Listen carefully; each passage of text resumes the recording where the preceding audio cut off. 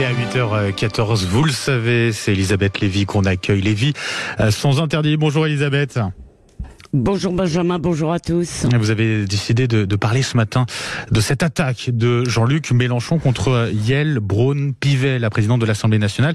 Attaque qui suscite énormément de réactions, Elisabeth. Eh ben, pas encore assez, si vous voulez mon avis.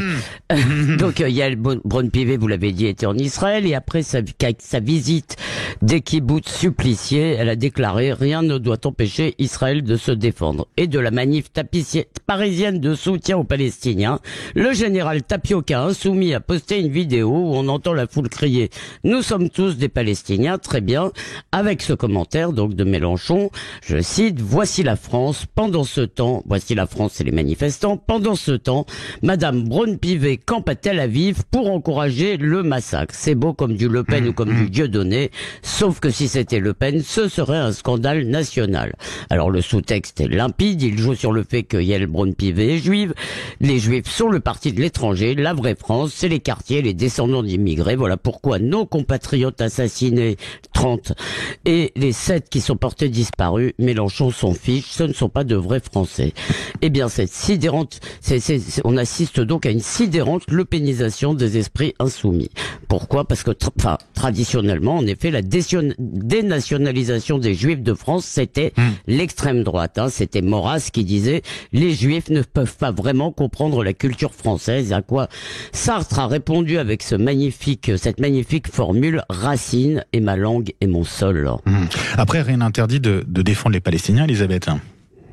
Oui, évidemment, et d'ailleurs nous avons tous le cœur serré pour les innocents qui meurent aujourd'hui. Mais Jean-Luc Mélenchon exploite l'ignorance de ses partisans.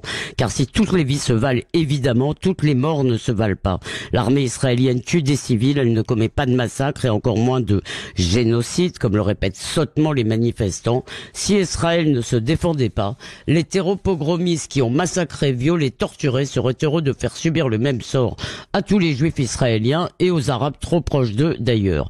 Que veut-il donc Jean-Luc Mélenchon ? L'électoralisme, ça ne suffit pas comme explication. Même si tous les musulmans étaient, comme il semble le penser, des partisans du Hamas, cela ne ferait pas une majorité. Alors peut-être qu'il compte sur l'indifférence de ces autres électeurs qui en ont peut-être marre de ce conflit et ne se sentent pas concernés. Eh bien moi, j'espère qu'il se trompe. L'explication, comme le dit notre chère Françoise de Gois, eh bien pardi, c'est l'idéologie. Ces propos dégueulasses, pardonnez-moi l'expression, ne sont pas un dérapage de Mélenchon, mais sa vérité profonde. Pour ce vieux trotskiste tiers-mondiste, les musulmans sont le nouveau prolétariat et cette fois-ci, il est vraiment transnational, ce prolétariat.